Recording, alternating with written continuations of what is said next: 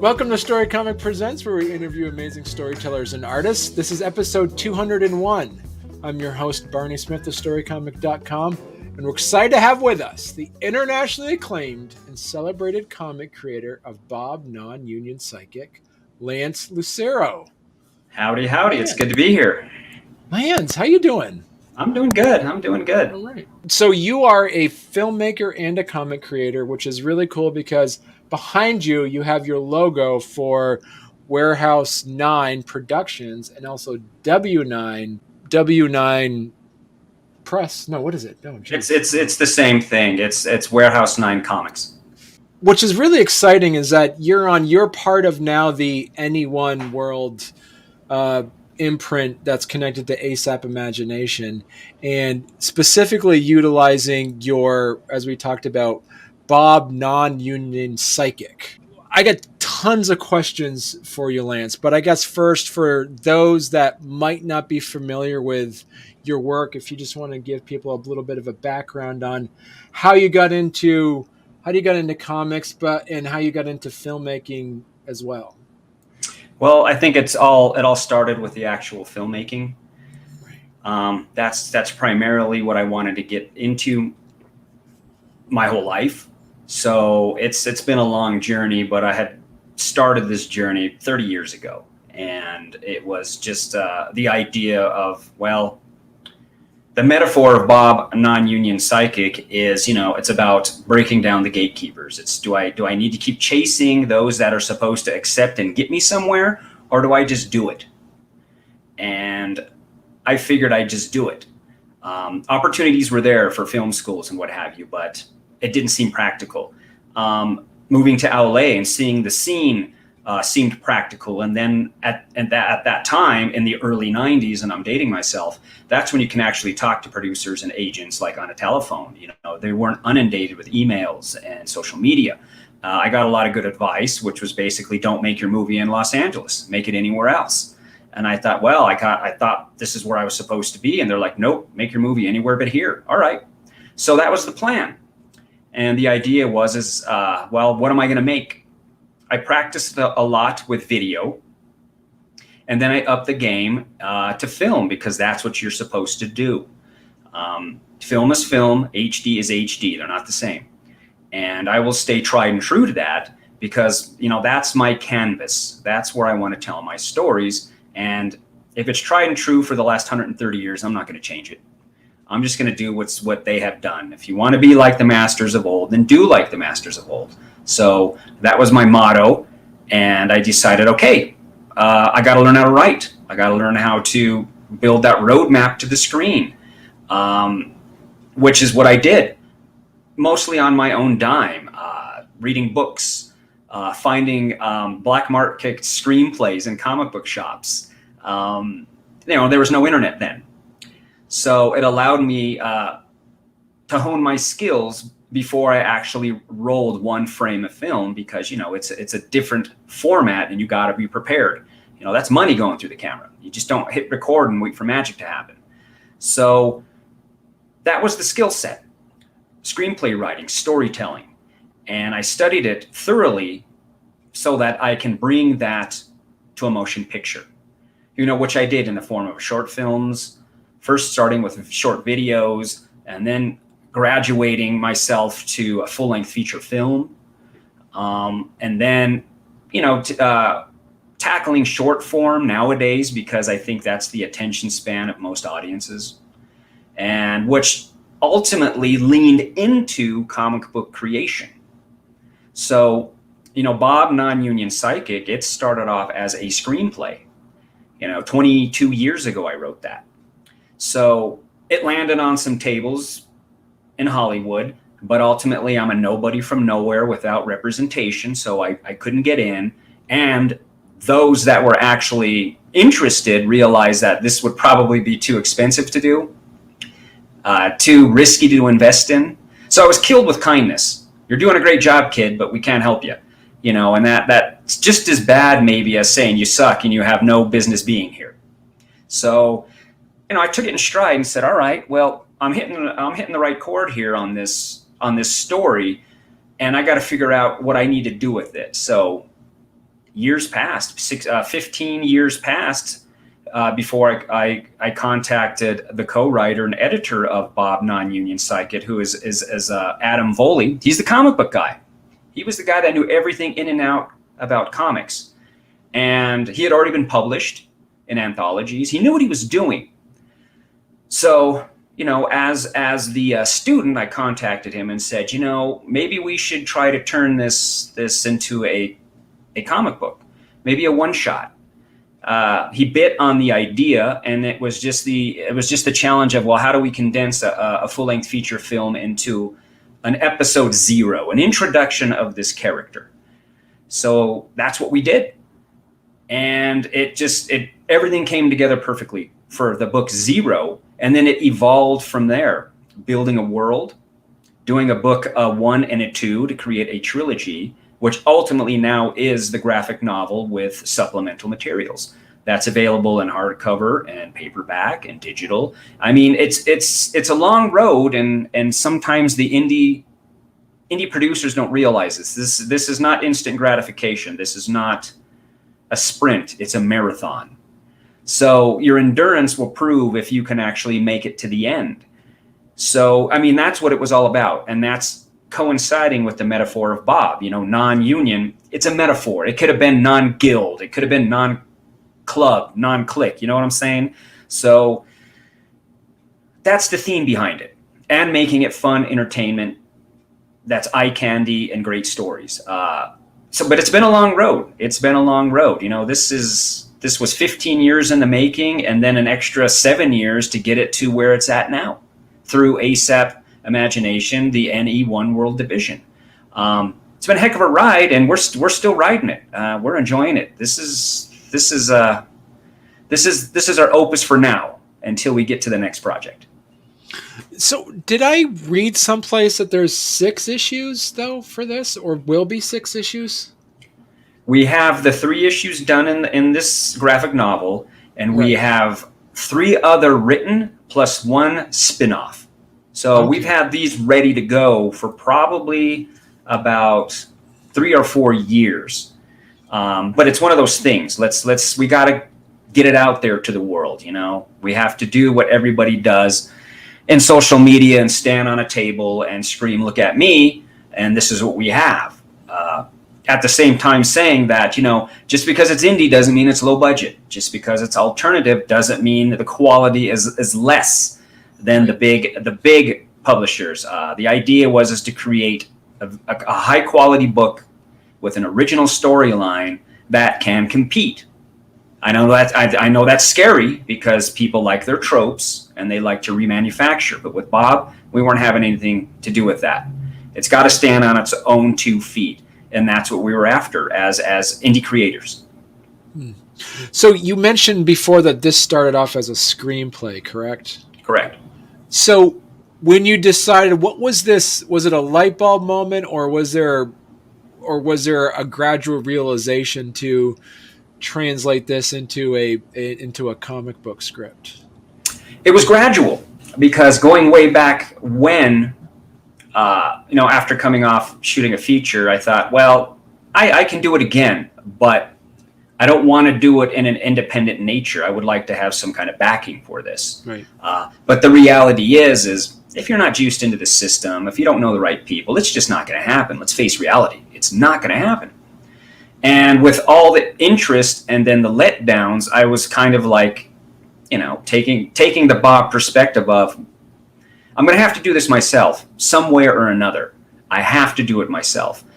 And the comic book graphic novel idea didn't strike me until I reconnected with Adam Voley. I mean, we had written a screenplay together in like 2004, 2005, and we actually got it on the table to some pretty interesting places. But once again, it was a scary project and nobody wanted to touch it. So the idea is, do you sell out and do something so commercial and tropist just to get somewhere, or do you just stay true to your art? I decided to say stay true. I don't want to do anything trite just to get anywhere. I would rather spend my efforts trying to produce what I have, the best that I can, and get it out into the world. And when the realization came to me that, you know what, I guess it's why not do a comic book? I've been into comic books my whole life. Why not tackle that? Why not try this medium and see what happens? And we hashed out the script. We were pleased with it, and I had the budget in place. I mean, this is Warehouse 9 doesn't kickstart, doesn't crowdfund. Warehouse 9 is all creator owned and it's all financed. You know, we do it ourselves. We figure out a way how to do it. And the funds were there for the first Bob book easily. And it was like, well, since we have it, let's play. Let's do this. And the results were very pleasing, and the responses were positive during its original digital release, which made us think, well, in order to get mileage out of this, we need to continue the story. So let's just do that. And, you know, that's where we are today with a bigger novel that has a heck of a lot more material for people to, I think, sink their teeth into. Supplemental materials, extra art, deleted scenes, you know, everything there, not just to entertain, but kind of educate, to say, look, this is the process we went through to get this book where it is now. So it was a slow burn, but then when the light bulb went off, it was gung ho. It was full speed ahead. Right. So we have a lot of like people that listen that are writers and artists and whatnot. And so my question for you is, if we have somebody listening that has a screenplay who's been trying to get it done, would your advice be, hey, just change it into a comic book script and try to get it done that way? I think it's a great choice, because when you look at the aspect of the visual and the written word, they're pretty dang close. Now, a lot of true comic book people might get mad at that. They might, you know, they're jaded by the whole turning comic books into movies and all that stuff. But if you have a script and you think you can do something visually with it, why not anything graphics? It's going to be cool.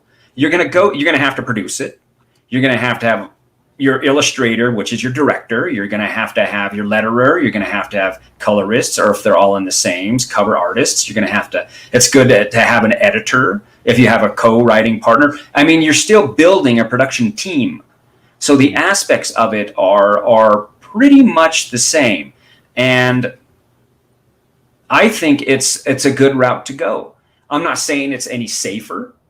I'm not saying it's any less or more challenging than making a film, because you're going to have your challenges. But if you want something produced, that's the way you should do it, because it's a visual thing. It's visual. Right. So why not? I think it's something to consider, because ultimately, if you do it and you can still make the movie, there it is. It's already ready to go.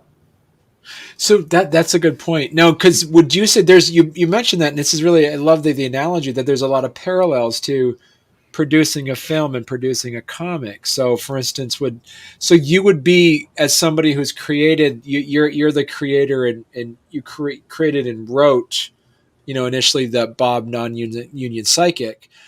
Would that be the equivalent of like the producer then for that, in that case? As Warehouse 9, you know, I am Warehouse 9. I'm the entity. So I'm the production studio and the producer. And, of course, the writer, which I also have a co-writer. And, you know, that's a partnership. That's also having my editor, who was able to say, you know, this is the way a comic book is made and this is how it should be budgeted out. You know, these are the steps we need to take, hiring artists and making sure that we have the layout and the pencils and the colors. And I'm like, okay, I get this. I got the process. It was like, oh, the process was just an easy transition, because even still, okay, I need contracts. I know what I need to do, how I can contract the artists, how I can hold them accountable for what they need to do, so forth, so on. So I think the movie making experience made the comic book producing much more easier. And we were able to knock this out with a minimum of fuss. I mean, okay. The team was amazing. And when you see the art roll in, it was like your birthday. It was like Christmas every day you got it. It was like, whoa, this is really, really cool. You know, we need to just stay excited and keep it going. Right.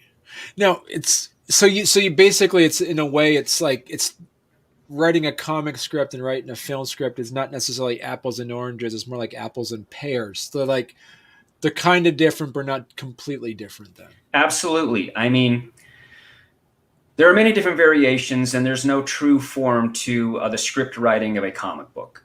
But I had adopted the screenplay writing aspect to it, and we modified it so that it's understandable to the illustrator and the letterer.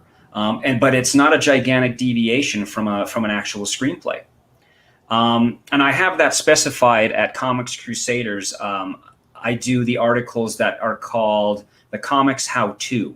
And I spell it out. I'm an open book. This is exactly how we do it.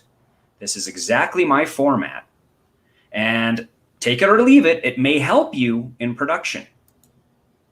So, in a script, you have, if it's properly formatted, the way it's supposed to be, you can calculate a minute a page, and you can start working your budget and what you need for those production pages.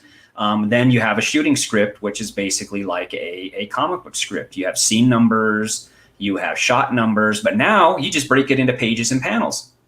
And it's easily understandable. So the questions we got from the artists are minimal. It was like, okay, this is how we do it. So the format itself isn't exactly radically different. And I just use Microsoft Word. I don't have PageMaker. I don't have Movie Magic. I don't need any of that. So long as it's properly formatted, you're gold. And I have never been questioned on a screenplay from a producer on what program I used. It was spec. So they were like, okay, everything's good. So talk to us a bit about your relationship Warehouse 9 has with ASAP Imagination in Any One World. Well, I got to know Paul Hayden, who runs ASAP Imagination through Comics Crusaders. He's a Crusaders as well. And I was just listening to what he was doing.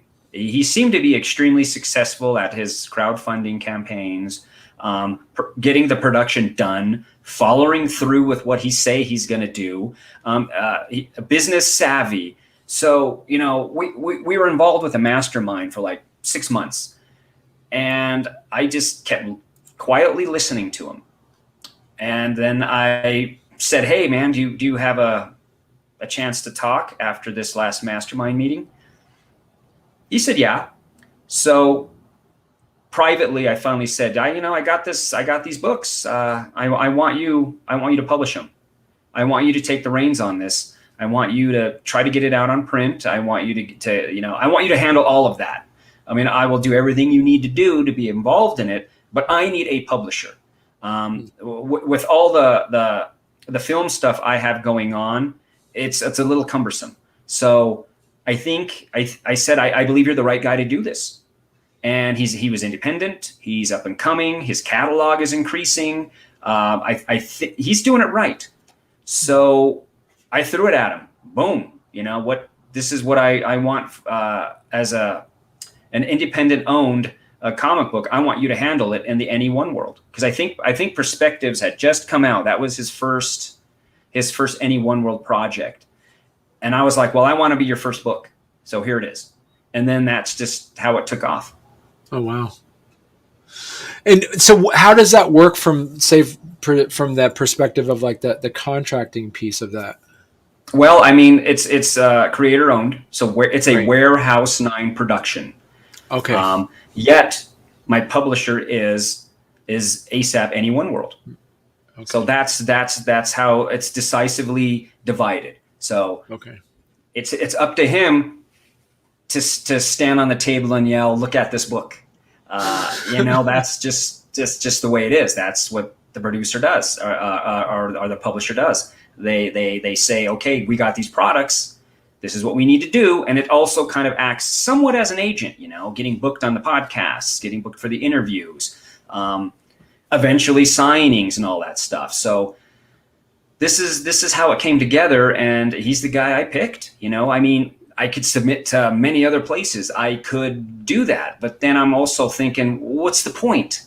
I'd rather go with something new, something really hungry. You know, I think there's a better chance to get somewhere significant than just trying to say, oh, look, Marvel, DC, look at me. Now, you know what?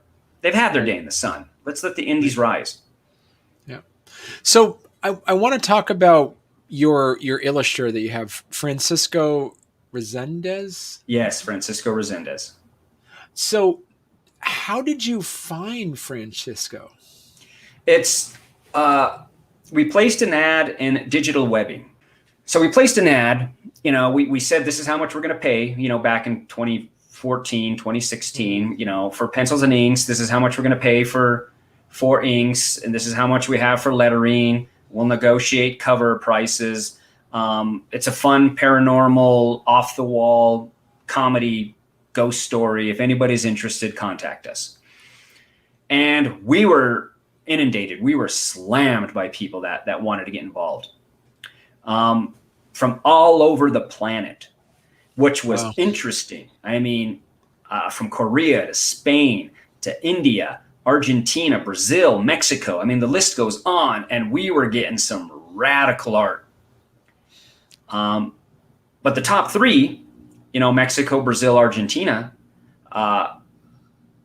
Francisco, his material was just knocking it out of the ballpark. He understood, you know, progressive art. He was an animator, so he knew cinema composition, which struck me. I'm like, I think we might be able to get along. So, you know, we went with him. We said, okay, you are our guy.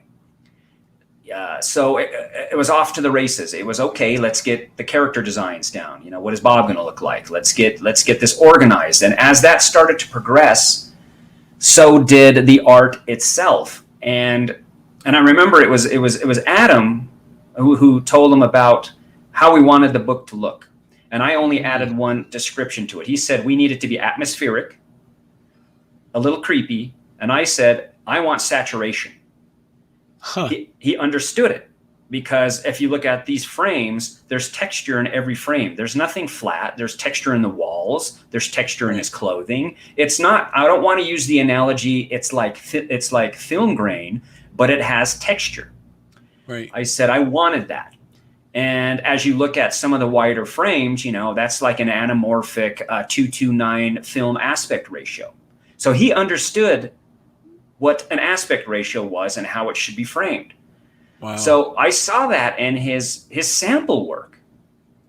And this is how we decided to do book 0, which eventually evolves. So we have the same artist doing 3 different looks for each book. So we get this nice independent look here, which has got, you know, these funny imperfections in there, as you can see on the bottom panel. You know, this is purposeful. How do we make this kind of look glossily, but still a little rough?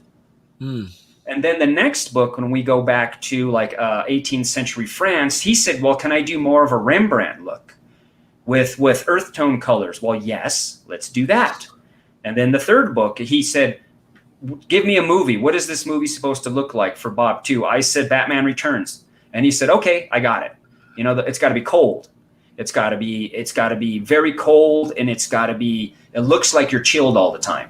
So just explaining those things to him, he gets it, and he runs with the art and the colors. Now, at first we didn't have a colorist, but he put in his bid. Well, can I color a couple pages to prove that I can color? And we were like, yeah, sure. So he did it, and we're like, okay, now you're the colorist.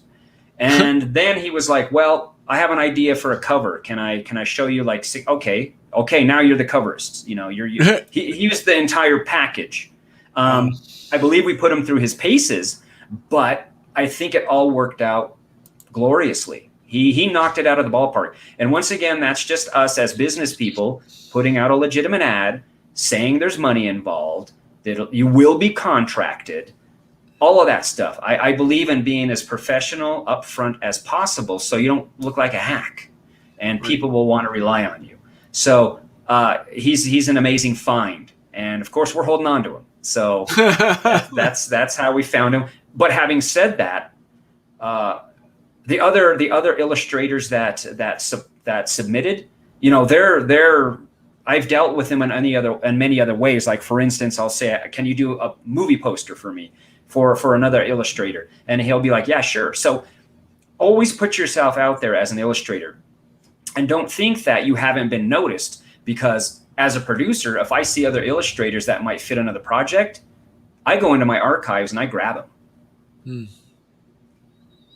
So I guess my curiosity, your intent on having the style of your comic, did you even have this visualization when you wrote it as a screenplay that it was going to be almost fairly light in that sense, where it wasn't dark and broody? Like, for instance, like when you're looking at the art style, has an accessibility to it as compared to something that might have been more sharp edged and gothic, I guess. I think we didn't decide to go photo real because of the comedy aspect of the story. And commercially, we said, let's go a little cartoony, but when it gets really violent, it gets really violent. And we kind of wanted that just to hit people over the head. You know, it was like, whoa. And I've heard that. Wow, you know, this is great and all. But then, whoa, there's a couple of spots that made me go, oh, man. I'm like, well, good. That's kind of what we were after. So, you know, that was kind of the discussion we had behind the scenes, because, you know, we were looking at the artist going, wow, this guy's really awesome, but he is photo real. I don't think the comedy would play off. So we did go that lighter look of a cartoony look, somewhat for commercial purposes, but I think it played out well. And so what would you say the age range is on Bob? I definitely say by today's standards, it's all ages. You know, it's all ages, because, you know, the violence is poignant. It's not overkill. It happens when it needs to happen. Right. And so learning more about lettering, I'm really curious about how you're able to decide on a letterer. I mean, once again, we put the ad out, and we got tons of people with references. You can go see the examples of their work. So John Shelley Palmer was our first letterer on this book. And once again, we just scoured who solicited. I saw what he was doing. He seemed to know what he was doing. He took direction well. So he was our guy. Unfortunately, he passed away. And so, you know, it was like, okay, I looked around again, and that's where I found Kurt Hathaway for the next two books. Once again, he's an old pro. He knew what he was doing. He didn't need a lot of hand holding, and he was able to knock it out in a pretty good time frame. So, and once again, I had another artist that was in the roster for Bob. Not only did at one point I have him do a poster, but I passed him on to other colleagues and said, this guy can do everything as well. He may fit and he ended up doing a lot of lettering for other people. So in the future, you know, he may be a future editor or letterer for me. So it always depends on who's available, you know, how their work is, and building that relationship. So that was a digital webbing advertisement as well. And we were just hit with hundreds of people, and we just had to go through to see who's who and what's what. So I'm really curious as well, is that has Francisco given you any, has it been be able to give any direction towards the story? Because he's the artist, has he come back to you to say, hey, I was thinking about this might be better, this frame, or moving page 4 should be page 9 instead, or any of that stuff? Absolutely. I mean, not being a freshman when it came to the actual comic book production, and after we secured him and we got the characters done, it was time to do a layout. Now, you know, that layout came to me, and it was a bunch of scribbles I didn't understand. So I was a little worried. I'm like, what the heck is this? This is a book? And it was Adam who was like, no. Just look at the panels. See if it's generally what we've envisioned and on our panels for the script. So I was like, okay, he's pretty much nailing it. And he's subtle in how he directs. And I had to take, you know, that was a realization for me as a director. I'm handing this over now to the illustrator, who is the director now. He's the director. So it's up to me to shut up and encourage, rather than say it needs to be exactly like this or that. Let him do his thing. So if he did do something and I'm like, well, why did he do that? Me and Adam would discuss that. Why do you think he did that? And Adam's answer usually is, well, he probably thinks that's better. So rather than confront him or say anything, it was like, well, I guess it is better. So let's go with it. And he was able to visualize it very well. Some things maybe because there was a little bit of a language barrier once in a while, he was like, well, I don't understand what you're saying in this panel. So we'd have to rewrite it and say, this is what we were after. And he's like, oh, okay, I get it. So we may have a rehash of a panel or two, but as far as actual renegotiation of pages, not really. I mean, one time, though, he did take it upon himself to do a double page splash. And of course, it's absolutely brilliant. But I was also concerned that when it went to print, how would it look? Digitally, of course, it's magnificent. On print, it still looks magnificent. But I also think that lessons learned, let's not split the art up. Just do a single page splash. You know what I mean? It was an ambitious idea, and I went with it. And we kind of went back and forth. I'm like, you sure you can't do this in one page, vertically? He's like, nope, it'll look better in a double page. Okay, I guess we're adding a page. So we had, that's in the budget. When you think long term, that page is going to cost. But because I trusted the artist and it looked magnificent, he dictated that he wanted that page, which means we need to add another page so that the reveals and stuff work out after the fact. So we actually had to add another page to accommodate his idea. And I did it without question because it helped. It helped the story. So I'm curious now, have you become a better comic book writer since you started working with artists? Absolutely. Because I think that now I can understand their mindset. And first and foremost, if it's not on the page, it's not on the stage. So my job is to make sure everything is in that script that they can grab onto to create that image. Ooh. So I haven't been questioned on that yet, which means I think we're doing it right. Right.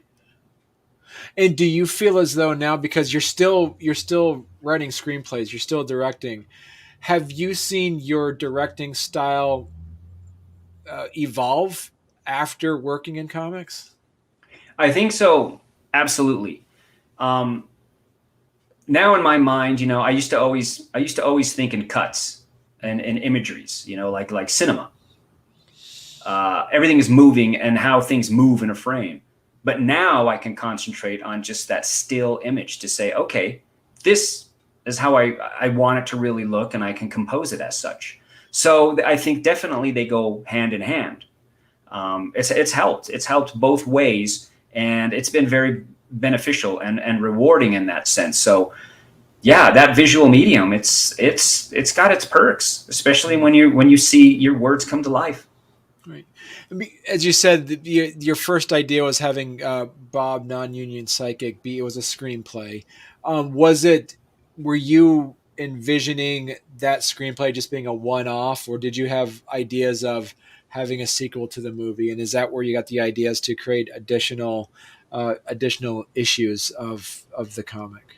I think originally, way back when, I wanted it to be a one-off, and then move on to other projects rather than get married to something for several years, because maybe in a sense it could be artistically stifling. I would like to keep doing new things. So it was supposed to be a one-off, but now that's changed the dynamic with the comic book. When you first started writing this, were you engaged in the concept of that character or a journey, or the world that you were building itself? I think it's character driven. Okay. 100% character driven. Once again, the metaphor of fighting the gatekeepers. Right. Proving that you can do what you need to do in life, and you don't need that secret handshake or that key to the bathroom of whatever, the studio, the publishing company. So that was basically, and still is, my in your face to the man, if you will. It's like, I don't have to wait for you. I can produce this, and it's going to look just as good as anything you're producing. So I got to go for it. You live once, you just have to step on the gas and go for it. Right. Now, so with that said, now that you're writing more issues, do you have to kind of start answering questions or getting into more details on what the world is like that you've created as well? Absolutely. So in the process of building this book, we also built a world. And on the Warehouse 9 site, you can go see the world of Bob. It will it'll show you. So we started to do this. We were like, okay, here's his shop. It's, there's his bat cave. There's his Fortress of Solitude. There's the Psychic Union headquarters. There's, we built this world purposely so that we can give people more than just the book. There's the bookstore. There's his oracle. There's his cousin that he goes to a bookstore. He doesn't search the internet. No cheats. It's looking at the old artifacts. And a lot of these locations may be revisited. Mm. And I'm really curious as well, as you're getting more and more involved, have you heard people asking you about, hey, can we make a card game about this? Can we make a tabletop role-playing game about this? Or have you been getting other questions about just expanding it out into different mediums? Yes, I have. I have been approached by animation studios. The cards have been actually pitched. I think it was actually Paul who was talking about that. Cool. So yes, there's different avenues, and one of the avenues is a film spinoff, which we're in production in right now. Nice. So a film spinoff is being made right now of Bob Non-Union Psychic. It's being shot on film. I've been in post-production for quite a long time because it's a hefty project.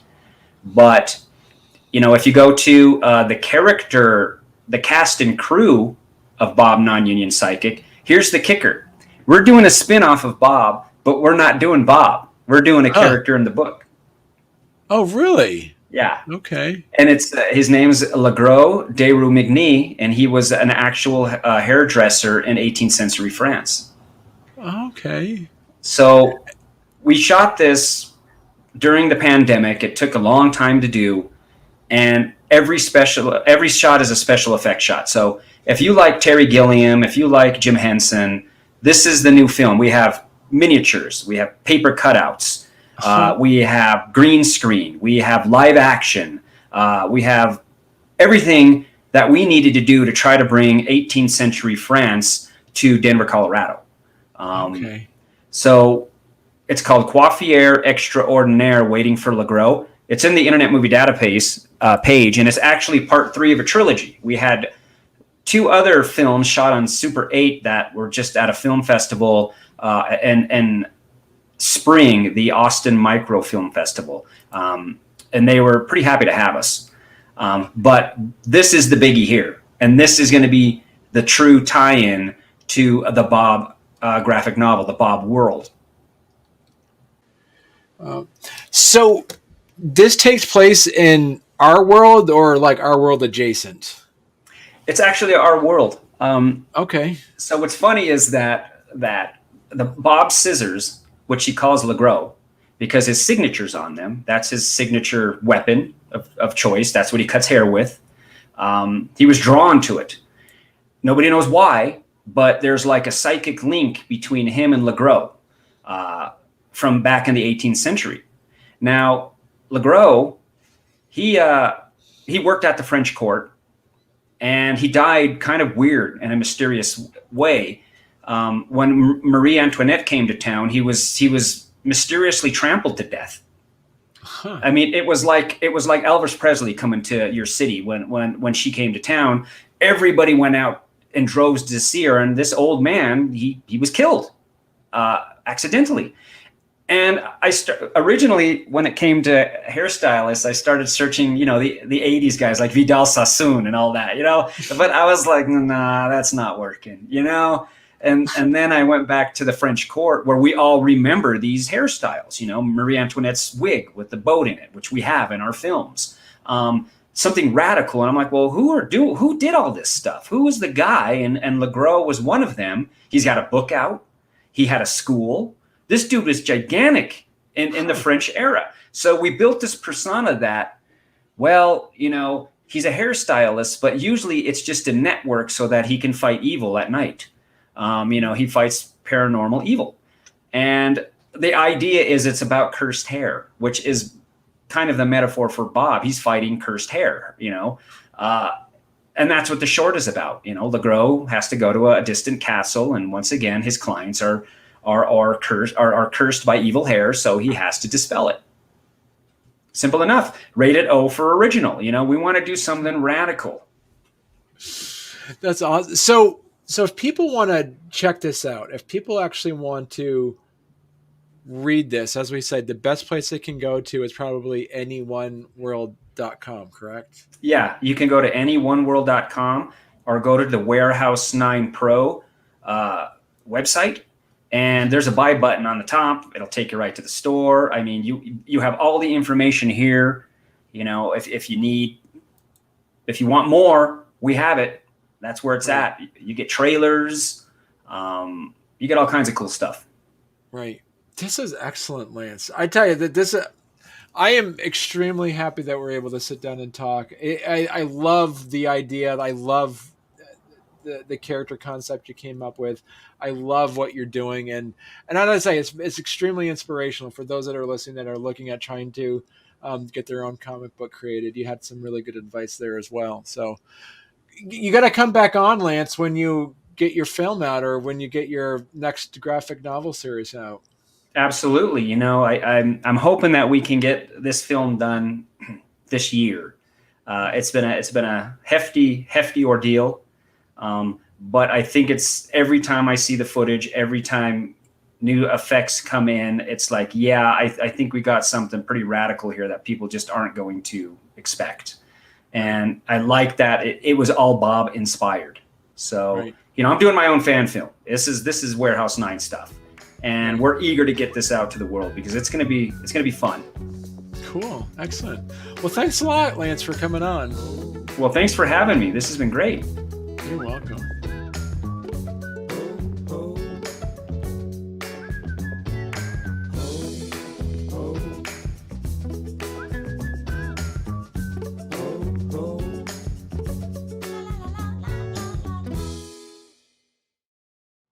Nice. Yeah. So, wow. Okay. I just got distracted by checking this out. That is fantastic. So let me timestamp this one again. I got so many timestamps on this, Lance. My goodness. All right, here we go. 42.